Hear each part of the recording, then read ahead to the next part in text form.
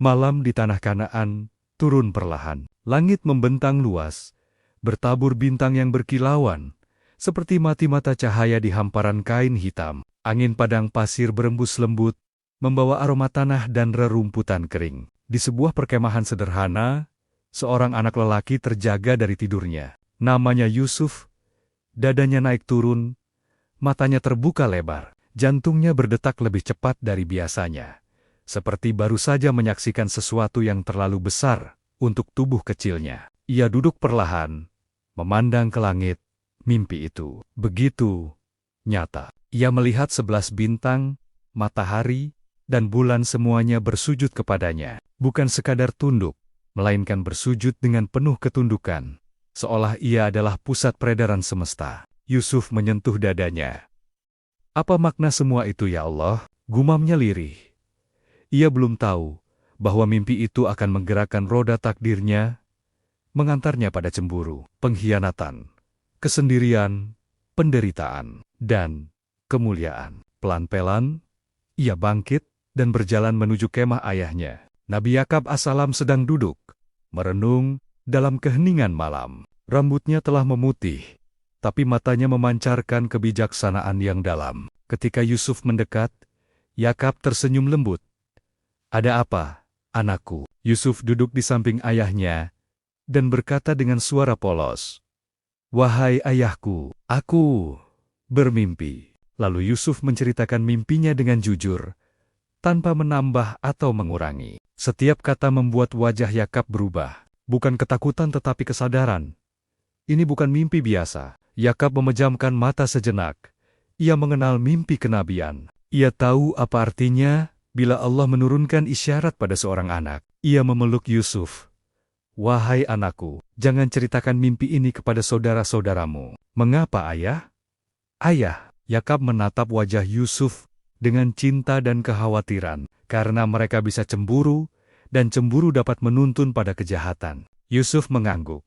Meski belum sepenuhnya mengerti, yang ia tahu satu hal, ayahnya mencintainya dengan cinta yang sangat dalam. Saudara-saudara Yusuf sebenarnya telah lama memendam perasaan yang tak terucap. Mereka melihat bagaimana Yakub selalu memanggil Yusuf dengan lembut, bagaimana ia melindungi Yusuf dari pekerjaan berat, bagaimana matanya berbinar setiap kali Yusuf datang. Apakah kita ini tak dianggap? Bukankah kita yang bekerja keras? Mengapa Yusuf yang kecil itu lebih dicintai? Bara iri tumbuh perlahan diam-diam, mematikan. Suatu hari, salah satu dari mereka berkata dengan suara dingin, sesungguhnya Yusuf dan adiknya lebih dicintai ayah. Padahal, kita banyak. Ucapan itu seperti batu yang dilemparkan ke air tenang menyebarkan riak demi riak kebencian. Jika Yusuf disingkirkan, kata yang lain, ayah kita hanya akan melihat kita. Dan tanpa mereka sadari, setan telah membisikkan rencana pertamanya. Suatu pagi, mereka mengusulkan sesuatu kepada Yakub. Wahai ayah, izinkan Yusuf ikut bersama kami, bermain, dan menggembala. Yakub menatap mereka dengan curiga. Sesungguhnya aku khawatir, jika ia kalian tinggalkan, dan diterkam serigala. Mereka tertawa kecil, menutupi maksud busuk mereka. Ayah terlalu khawatir. Kami banyak, kami akan menjaganya. Dengan berat hati, Yakub mengizinkan. Ia memeluk Yusuf lama sekali sebelum pergi, seolah hatinya tidak rela melepaskan. Di padang pasir, tawa Yusuf terdengar sebentar lalu berhenti. Rencana itu dijalankan. Mereka membawa Yusuf ke sebuah tempat terpencil. Tawa menghilang, wajah-wajah berubah dingin. Apa yang kalian lakukan? Tanya Yusuf gemetar. Tanpa menjawab, mereka menangkap tubuh kecil itu dan menyeretnya ke tepi sumur tua yang dalam dan gelap. Yusuf menjerit, memanggil ayahnya. Namun tidak ada yang datang. Dengan satu dorongan keras, tubuh Yusuf jatuh. Gelap, dingin, sunyi. Di dasar sumur, Yusuf terduduk gemetar. Air mata mengalir di pipinya, namun ia mendongak ke langit kecil di atas. Tuhanku, bisiknya, aku sendirian, tapi aku percaya padamu. Dan di saat itulah Allah menurunkan ketenangan ke hatinya. Sumur ini bukan akhir. Ia hanyalah pintu pertama menuju istana. Matahari siang membakar padang pasir. Dari kejauhan, terdengar suara lonceng unta dan teriakan para pedagang. Sebuah kafilah dagang berhenti tidak jauh dari sumur tua sumur yang menjadi saksi pengkhianatan paling sunyi dalam hidup Yusuf. Seorang penimba menurunkan timba. Tiba-tiba tali itu terasa berat. Aneh, gumamnya. Ketika timba ditarik, bukan air yang muncul melainkan seorang anak lelaki yang berpegangan pada tali. Wajahnya pucat, namun matanya bercahaya. "Ini anak!" seru mereka terkejut. Yusuf diangkat dari sumur. Dunia terasa terang kembali, tapi hatinya masih luka. "Siapa kamu?" tanya pemimpin kafilah. "Aku, Yusuf." Terdiam. Hatinya memilih diam. "Aku hanyalah seorang musafir." Mereka saling pandang. Pedagang tidak terbiasa menyelamatkan tanpa meminta imbalan. Yusuf dijadikan barang dagangan disembunyikan sepat-sepat, karena takut klaim dari siapapun. Tak ada pelukan, tak ada penjelasan, tak ada air mata yang diperhatikan. Hanya langkah unta yang menjauh, membawa Yusuf dari tanah kelahirannya, menuju Mesir. Mesir negeri besar dengan sungai Nil yang megah, dan istana-istana menjulang. Di pasar budak, Yusuf berdiri, dengan kepala tertunduk. Debu, sorak, dan tawar-menawar mengelilinginya. Tubuh kecilnya dijual dengan harga murah, harga seorang anak asing tanpa nama. "Aku beli dia," ucap seorang lelaki berwajah tenang, namun berwibawa. Dialah Al-Aziz, pembesar Mesir, pejabat tinggi kerajaan. Ketika Yusuf dibawa ke istana, Al-Aziz berkata kepada istrinya, "Perlakukan dia dengan baik. Bisa jadi, ia akan membawa manfaat, atau kita jadikan anak." Kalimat itu adalah rahmat tersembunyi. Yusuf berdiri di halaman istana bingung, takut, dan asing, namun sesuatu di hatinya berbisik, "Tuhanku belum meninggalkanku." Tahun-tahun berlalu, Yusuf tumbuh menjadi pemuda yang luar biasa tampan, cerdas, dan berakhlak mulia. Ketampanan lahirnya diimbangi dengan keteguhan batin. Setiap tugas dikerjakannya dengan jujur, setiap kata diucapkannya dengan santun. Seluruh istana mengenalnya. Namun kecantikan bisa menjadi ujian. Istri Al-Aziz, seorang wanita bangsawan yang anggun dan terbiasa, mendapat segala yang diinginkannya, mulai memperhatikan Yusuf dengan pandangan berbeda, pandangan yang tidak lagi suci. Setiap langkah Yusuf mulai diikuti tatapan. Setiap kata sopannya disalahartikan. Setiap jarak terasa semakin dekat, dan Yusuf yang menjaga hatinya merasakan bahaya itu. Ia memilih menjauh. Ia memilih diam. Ia memilih taat pada Allah. Suatu hari, istana sepi, pintu-pintu ditutup. Tirai-tirai ditarik. Wanita itu berdiri di hadapan Yusuf. Keinginannya telah mengalahkan akal sehat. "Marilah," katanya dengan suara bergetar. Yusuf mundur satu langkah, dadanya sesak. "Aku berlindung kepada Allah," tegasnya. "Tuanku memperlakukanku dengan baik. Aku tidak akan berkhianat." Ia berlari menuju pintu. Namun bajunya ditarik. Kain robek, langkah terhenti. Dan saat pintu terbuka, suami wanita itu berdiri di sana. Fitnah pun lahir. Dengan lidah licik, wanita itu menuduh Yusuf. "Dia yang menggodaku." Yusuf berdiri tegak, meski jiwanya bergetar. Seorang saksi dari keluarga wanita itu berkata, "Jika bajunya robek di depan, wanita itu benar. Jika penjara Mesir bukan hanya bangunan batu dan besi, ia menyimpan napas orang-orang putus asa. Ratapan yang ditelan malam, dan waktu yang seolah berhenti bergerak." Bagi Yusuf, penjara adalah tempat paling sunyi yang pernah ia pijak. Pada malam pertama, ia duduk bersandar di dinding dingin. Tangannya sedikit bergetar. Bukan karena takut, melainkan karena rindu-rindu kepada ayahnya. Rindu kepada tanah tempat ia dilahirkan. Namun ia tidak mengeluh. Ia memejamkan mata dan mengingat Tuhan. "Engkau bersamaku di sumur," bisiknya. "Engkau bersamaku di istana. Dan kini, engkau bersamaku di sini." Hari demi hari berlalu. Yusuf membantu sesama tahanan. Ia mendengarkan kisah mereka, menghibur yang putus asa, dan menenangkan yang marah. Akhlaknya menyebar seperti cahaya kecil di ruang gelap. Tak lama kemudian, seluruh penjara mengenalnya, bukan sebagai pelaku kejahatan, melainkan sebagai penenteram jiwa. Bab ke-12. Dua mimpi, dua takdir. Suatu pagi, Dua orang tahanan baru ditempatkan bersama Yusuf. Mereka adalah pelayan istana, seorang penyaji minuman raja, dan seorang juru roti kerajaan. Keduanya gelisah. "Kami bermimpi," kata salah satu dari mereka kepada Yusuf, "dan tidak ada seorang pun yang dapat menafsirkannya." Yusuf menatap mereka dengan tenang. "Sesungguhnya tafsir itu milik Allah," ujarnya. "Ceritakanlah mimpimu." Yang pertama berkata, "Aku bermimpi memeras anggur, lalu memberi minum raja." Yang kedua berkata dengan suara bergetar, "Aku bermimpi membawa roti di atas kepala, lalu dimakan burung." Yusuf menunduk sejenak. Hatinya tahu, tidak semua kebenaran mudah disampaikan. Ia mengangkat kepala dan berkata dengan jujur, "Engkau," katanya kepada penyaji minuman, "akan kembali melayani raja." Lalu kepada juru roti, "Engkau akan dihukum mati." Sunyi. Tak lama berselang, kemudian hari membuktikan semua itu benar. Bab ke-13. Pesan yang terlupakan. Sebelum penyaji minuman itu dibebaskan, Yusuf berkata dengan harap yang sederhana, "Sebutkanlah aku di hadapan tuanmu." Itu bukan permintaan kekuasaan, hanya harapan kecil untuk keadilan. Namun ketika pintu penjara tertutup kembali, dunia tidak berubah. Hari berganti bulan, bulan berganti tahun. Nama Yusuf dilupakan. Ia tidak marah. Ia tidak putus asa. Dalam sepi, Yusuf belajar satu pelajaran yang dalam. Jika manusia melupakan, Tuhan tidak. Dan dalam pengasingan itulah, jiwanya ditempa hingga matang. Bab ke-14.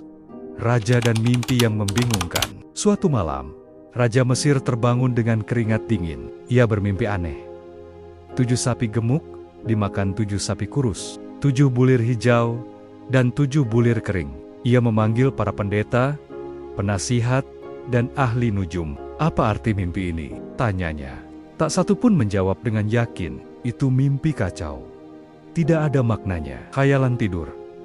Raja tidak puas. Beberapa hari kemudian, penyaji minuman itu tiba-tiba teringat. "Aku ingat seseorang," katanya pelan. "Seorang lelaki di penjara. Ia menafsirkan mimpiku dengan benar." Maka nama Yusuf kembali disebut setelah bertahan-tahan terbenam. Bab ke-15. P-A-N-E, Kehe, I-L-E-A-N-E, dari P-E-A-N-E, kota, A-R. Utusan raja datang ke penjara. "Wahai Yusuf," katanya, "raja bermimpi dan ingin engkau menafsirkan." Yusuf berdiri, namun ia tidak terburu-buru keluar. "Kembalilah," katanya, "tenang, dan tanyakan kepada raja tentang kebenaran wanita-wanita itu." Ia menuntut kehormatan, bukan sekadar kebebasan. Raja terperanjat mendengar keberanian itu. Ia memerintahkan penyelidikan besar-besaran. Dan satu persatu, wanita-wanita itu mengakui Yusuf tidak bersalah. Di balik jeruji besi, kebenaran akhirnya bangkit. Inilah awal perubahan besar. Istana Mesir dipenuhi ketegangan. Para wanita bangsawan berdiri dengan kepala tertunduk.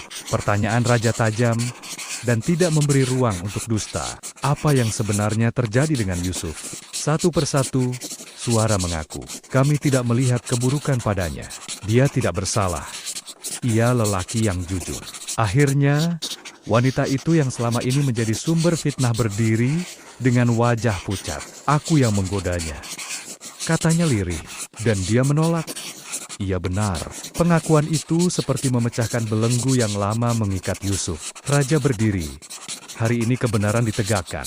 Dan di dalam penjara, Yusuf sujud bukan karena bebas, melainkan karena Allah telah memulihkan kehormatannya. Yusuf dibawa menghadap raja.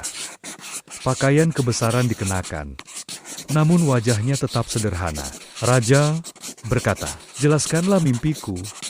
Yusuf menarik napas dan berkata dengan yakin, 7 tahun akan datang masa subur. Sesudah itu 7 tahun masa kelaparan hebat. Ia lalu menyusun rencana negara menyimpan hasil panen, mengatur distribusi, mengelola masa depan. Raja dan seluruh penasihat terdiam. Ini bukan tafsir mimpi biasa. Ini kebijakan seorang negarawan. "Siapakah yang lebih pantas mengurus ini selain engkau?" kata raja. Pada hari itu, takdir Yusuf berbalik sepenuhnya. Raja menyerahkan kepadanya gudang-gudang Mesir, Engkau sekarang orang kepercayaanku. Yusuf yang dulu dijual murah kini memegang kunci ekonomi negeri terbesar di zamannya. Namun kekuasaan tidak mengubahnya. Ia tetap sujud di malam hari. Ia tetap rendah hati. Ia tetap mengingat sumur. Semua ini amanah, katanya pada dirinya sendiri. Mesir memasuki masa kemakmuran. Panen berlimpah, gandum ditumpuk, dicatat, disimpan dengan disiplin ketat. Yusuf bekerja tanpa lelah. Rakyat mulai mengenalnya, bukan hanya sebagai penguasa, tetapi pelindung. Anak yatim diberi jatah. Orang miskin tidak ditinggalkan. Tidak ada ketimpangan. Yusuf mengingat satu hal dalam hatinya. Tahun subur bukan untuk berfoya-foya, melainkan persiapan menghadapi ujian. Lalu tahun-tahun subur berlalu. Musim hujan berhenti. Tanah mengering. Ladang-ladang pucat. Kelaparan mulai menyebar bukan hanya di Mesir, tetapi ke seluruh negeri sekitarnya. Kafilah-kafilah asing datang memohon gandum. Dari kejauhan, roda takdir kembali bergerak menuju tanah Kanaan. Dan Yusuf tanpa sadarakan, segera berhadapan dengan masa lalunya. Kelaparan memaksa manusia berjalan jauh, meninggalkan harga dirinya. Dari tanah Kanaan, sekelompok lelaki datang ke Mesir. Wajah-wajah mereka letih, pakaian mereka lusuh, dan langkah mereka berat oleh beban umur serta penyesalan. Mereka adalah saudara-saudara Yusuf. Tanpa saling mengetahui, kaki mereka melangkah menuju takdir yang pernah mereka kubur dalam-dalam. Saat mereka memasuki aula kerajaan, mata Yusuf menangkap mereka seketika. Ia mengenali wajah-wajah itu meski digurat waktu, meski dibalut debu kehidupan. Hatinya bergetar. Mereka tidak mengenalinya, tapi ia mengenal mereka. Yusuf berdiri dalam wibawa penguasa. Saudara-saudaranya menunduk penuh hormat. "Dari mana kalian?" tanya Yusuf. "Kami dari Kanaan," jawab mereka. "Berapa jumlah keluarga kalian?" "Kami 12 bersaudara, satu hilang." Suara itu nyaris berbisik, penuh rasa bersalah yang tak terucap. Yusuf menahan getar. Ia ingin bertanya 1000 hal tentang ayahnya, tentang masa kecil, tentang air mata yang tak terlihat. Namun ia memilih menguji. Kebenaran akan terlihat, bukan dalam kata, melainkan dalam sikap. "Aku mencurigai kalian," kata Yusuf tegas. "Kalian bisa saja mata-mata saudara-saudara itu panik." "Tidak, demi Allah, jika kalian jujur," lanjut Yusuf, "datangkan saudara bungsu kalian kepadaku." Nama itu menusuk hati mereka. Bunyamin. Mereka tahu beratnya permintaan itu, namun tanpa pilihan, mereka menerima. Yusuf diam-diam memerintahkan agar uang mereka dikembalikan ke karung tanda kemurahan, sekaligus ujian kejujuran. Saat mereka pergi, Yusuf berbisik dalam hati, "Tuhanku, dekatkan aku pada yang tersisa dari darah ibuku." Di Kanaan, Nabi Yakub mendengar kabar itu dengan tubuh gemetar. "Tidak," katanya tegas, "aku telah kehilangan Yusuf. Jangan minta Bunyamin dariku." Tangis meledak, namun kelaparan makin parah. Anak-anaknya berlutut, "Tanpa Bunyamin, kita binasa." Malam itu Yakub menangis sendiri, namun dalam doanya ada pasrah.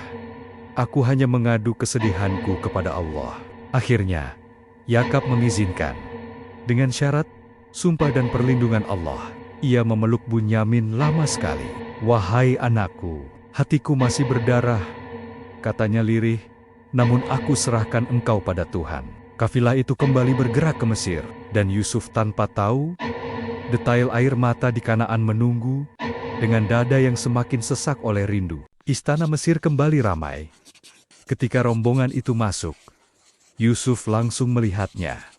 Bunyamin, langkahnya pelan, wajahnya lembut, dan sorot matanya membawa kenangan yang tajam. Ibu mereka, Rahel. Yusuf menunduk untuk menyembunyikan air mata. Ia memanggil Bunyamin secara khusus. Ketika ruangan tertutup, Yusuf menatap adiknya lama sekali. "Apakah engkau merindukan saudaramu yang hilang?" tanyanya. Bunyamin mengangguk. Dengan suara bergetar Yusuf berkata, "Akulah saudaramu." Dunia berhenti, mereka berpelukan. Dua jiwa yang dipisahkan takdir dan dipertemukan kesabaran. Yusuf tahu, belum waktunya membuka segalanya. Ia menyusun ujian terakhir. Piala raja disembunyikan di karung Bunyamin. Pengawal mengejar rombongan itu. Tahan, ada pencurian. Ketika piala ditemukan, suasana runtuh. Saudara-saudara Yusuf berdiri di depan Bunyamin. Ambil kami, bukan dia. Untuk pertama kalinya, mereka melindungi, bukan mengkhianati. Dan di mata Yusuf, itulah bukti perubahan sejati. Yusuf menyaksikan mereka menangis, memohon, dan merendah. Sang kakak tertua berkata, "Kami siap menanggung akibat dosa masa lalu." Hati Yusuf hancur dan sembuh bersamaan. Ia tahu, mereka bukan lagi orang yang sama. Dengki telah patah. Kesombongan telah runtuh. Kini tinggal kejujuran dan penyesalan. Yusuf berdiri, suaranya bergetar namun tegas. "Apakah kalian ingat seorang anak yang kalian lempar ke sumur?" Wajah-wajah itu memucat. Yusuf melangkah ke depan. "Ketahuilah," ia menarik napas. "Akulah Yusuf." Mereka tersungkur. Ketakutan dan penyesalan berubah menjadi tangis. Yusuf membuka tangannya. "Tidak ada celah bagi kalian hari ini." Ia memeluk mereka satu persatu. "Tuhan, Maha Pengampun, inilah kemenangan sejati.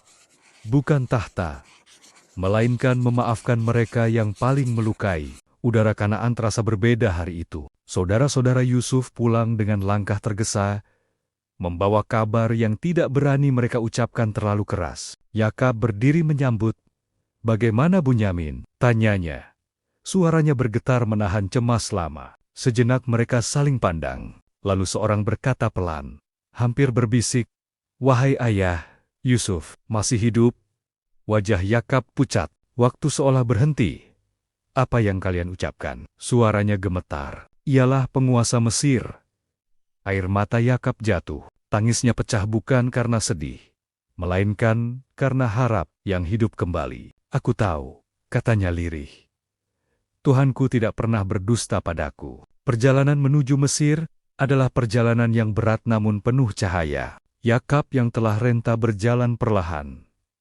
Setiap langkah diiringi doa. Ketika rombongan mendekati Mesir, Yakab berkata, "Aku mencium bau Yusuf." Anak-anaknya saling pandang tidak memahami, tapi tidak meragukan. Tak lama kemudian, Yusuf berdiri menunggu di luar istana. Ia tidak memakai pakaian penguasa hari itu. Ia berdiri sebagai seorang anak yang menunggu ayahnya pulang. Saat mata ayah dan anak bertemu, Yusuf tidak berjalan, ia berlari. Ia memeluk Yakab erat. "Wahai ayahku." Yakab meraba wajah itu, wajah yang dulu ia tangisi di setiap malam. "Anakku." Air mata jatuh ke tanah Mesir, air mata yang menumbuhkan kedamaian. Pada saat itulah, mata Yakab kembali melihat dengan jelas. Keluarga Yakab tinggal di Mesir. Suatu hari, seluruh keluarganya berdiri menghormati Yusuf. Ia teringat masa kecilnya. Ia berbisik, "Wahai ayah, inilah tafsir mimpiku dahulu." 11 saudara, ayah, dan ibu semuanya tunduk, bukan pada Yusuf sebagai penguasa, tetapi pada takdir Allah. Tidak ada dendam, tidak ada pembalasan. Yang ada hanyalah pelajaran bagi dunia. Malam turun. Yusuf berdiri sendirian menghadap langit Mesir.